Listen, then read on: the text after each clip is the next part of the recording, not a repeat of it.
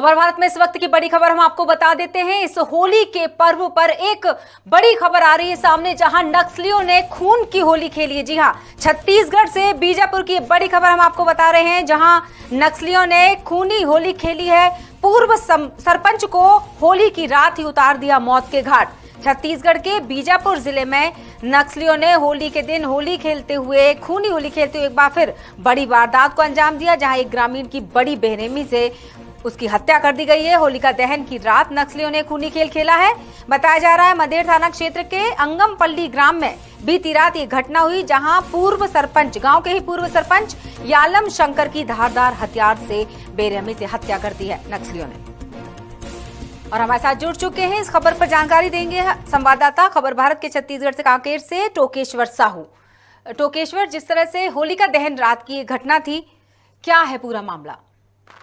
जी, मैं बताना चाहूंगा, ये जो मामला है छत्तीसगढ़ के बस्तर संभाग के बीजापुर जिले के मदेर थाना क्षेत्र के अंतर्गत आंगपल्ली गांव का है, जहां होलिका दहन की रात 10 से 15 नक्सली जो है गांव में घुसे और गांव के जो पूर्व सरपंच है यालम शंकर को उठाकर कुछ दूर ले गए और उसे जो है धारदार हथियार से मौत के घाट उतार दिया है।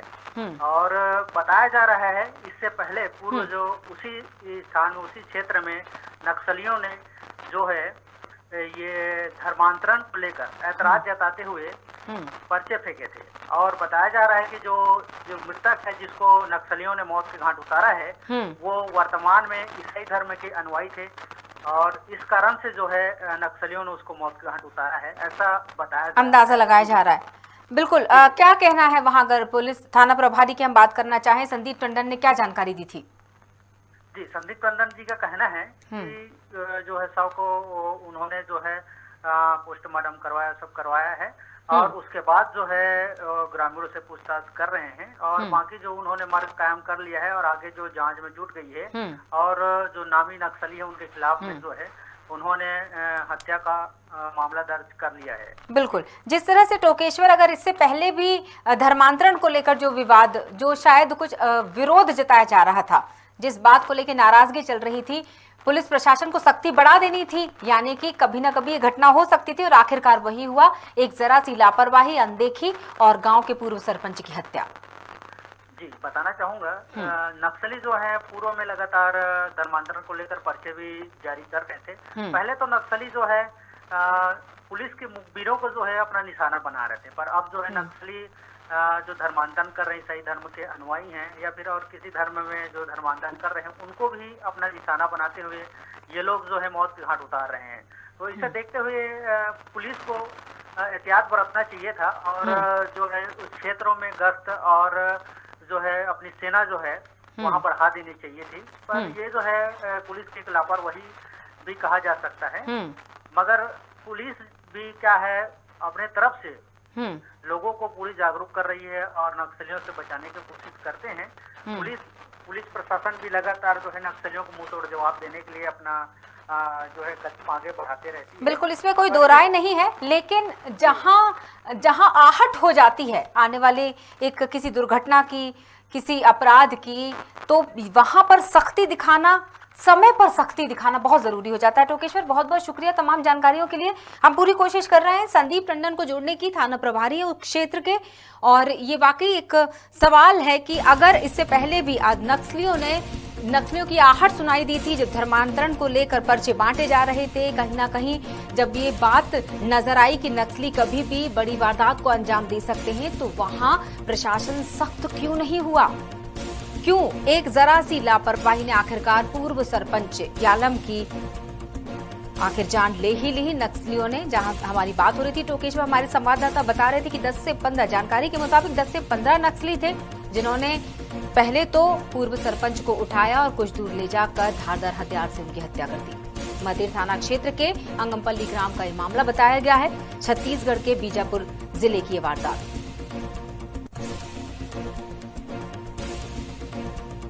टोकेश्वर साहू कांकेर के हमारे खबर भारत के संवाददाता तमाम जानकारियां साझा कर रहे थे कि किस तरह से पुलिस की मुस्तैदी होती है, लेकिन आखिर चूक कहां रह गई, ये हम जानकारी लेंगे। संदीप टंडन हमारे साथ जुड़ चुके हैं, थाना प्रभारी क्षेत्र के। बहुत बहुत स्वागत है संदीप जी। धन्यवाद मैडम। संदीप जी, होली की शुभकामनाएं, लेकिन इन शुभकामनाओं के बीच में जब बुरी खबरें आती हैं तो बहुत दुख होता है, तकलीफ होती है हम लोगों को भी ये खबर दर्शकों को बताते वक्त। क्या लापरवाही रह गई, क्यों एक व्यक्ति की जान से खिलवाड़ कर दिया गया? देखिए मैडम, ये जो हमारा थाना क्षेत्र है पूरे नक्सल से घिरा हुआ थाना क्षेत्र है। यहाँ तक पुलिस फोर्स अकेले दुकेले में कहीं मूवमेंट नहीं कर सकती। हम लोग को कहीं किसी गांव जाने के लिए पर्याप्त मात्रा में बल और हथियारों के साथ आना जाना पड़ता है। लेकिन संदीप जी, अगर कुछ दिनों पहले ये बात समझ में आ चुकी थी, ग्रामीण भी बता रहे थे कि किस तरह से नक्सलियों ने धर्मांतरण को लेकर जब पर्चे बांटे और जिस तरह से विरोध जता रहे थे, जिस तरह से नाराजगी लोगों में भी देखने को मिल रही थी, तो ये अंदेशा लगाया जा चुका था कि आने वाले समय में एक बड़ी वारदात को अंजाम दिया जा सकता है। तो शायद उस वक्त एक जरूरत थी वहां पर चाक चौबंद व्यवस्था की, आपको नहीं लगता? नहीं, वही मैडम बता रहा हूँ ना, ये सामान्य एरिया नहीं है ना कि हम हर गांव में चाक चौबंद व्यवस्था लगा सके पुलिस की। क्या कारण होता है, क्यों नहीं इस तरह की व्यवस्थाएं वहां की जा सकती हैं? मैडम, पर्याप्त पुलिस को उपलब्धता भी तो क्या ये चीजें आपके द्वारा ऊपर बात नहीं उठाई जा सकती? क्या हर बार किसी की जान जब चली जाए तो हम सिर्फ यही बोलेंगे कि हमारे पास व्यवस्थाएं नहीं थी, हमारे पास लोग नहीं थे, एक टीम नहीं थी वहां ताकि हम लोगों को तैनात कर सके? क्या ये लॉजिक बोलना चाहिए? क्या ये लॉजिक देना सही होगा? क्या ये बात कहनी सही होगी? जी संदीप जी। हाँ, नहीं मैडम, वैसे तो पर्याप्त मात्रा में सर्चिंग वगैरह किया जाता है इधर। सेंटर आर्म सीआरपीएफ बल भी है उनके द्वारा, लेकिन सभी गांव में तैनात कर पाना ये पॉसिबल नहीं है। तो इसको संभव कैसे बनाया जाएगा? दरअसल यही आपसे जानना चाह रही। आपके ऊपर एक बड़ी जिम्मेदारी, आप थाना प्रभारी हैं उस क्षेत्र के। कहाँ क्या घटित हो रहा है, कहाँ क्या कमी रह जाती है, इसके लिए तो शायद आप ही पहल कर पाएंगे ताकि किसी एक ऐसे व्यक्ति की जान ना जाए। समय समय पर वही वरिष्ठ अधिकारी को अवगत कराया जाता है, उनके द्वारा भी बल भेजकर। मतलब देखा जाए तो क्या सरकार से ये शिकायत होनी चाहिए? शिकायत तो नहीं है, मतलब सूचना के आधार पर वरिष्ठ अधिकारियों द्वारा बल भेजकर संबंधित एरिया में सर्चिंग कराया जाता है और पब्लिक को सुरक्षा प्रदान की जाती है।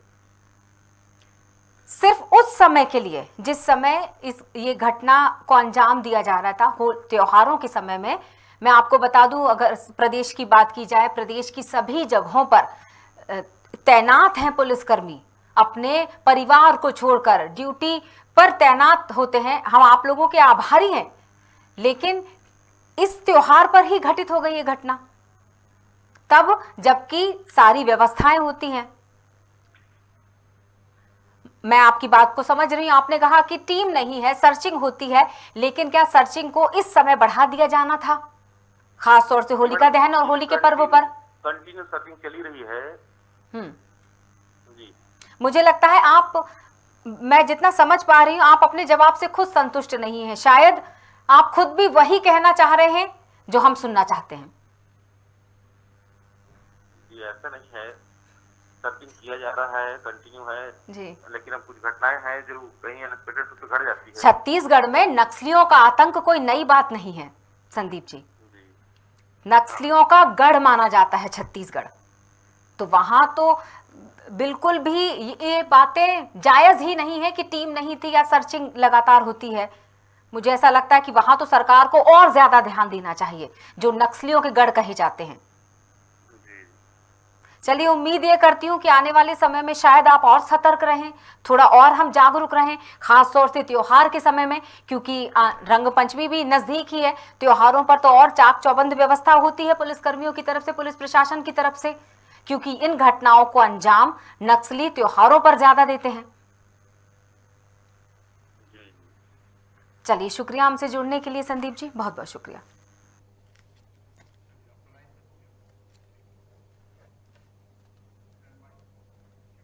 आपको बता रहे थे कि छत्तीसगढ़ के बीजापुर जिले में किस तरह से नक्सलियों ने एक बार फिर से एक बुरी वारदात को अंजाम दिया। एक पूर्व सरपंच की हत्या कर दी गई होलिका दहन के दिन, लेकिन सर्चिंग के बावजूद इस हत्या को, इस वारदात को अंजाम दिया नक्सलियों ने। उनके हौसले इतने बुलंद हो चुके। फिलहाल के लिए इस बड़ी खबर में इतना ही। बने रहिए खबर भारत के साथ। नमस्कार।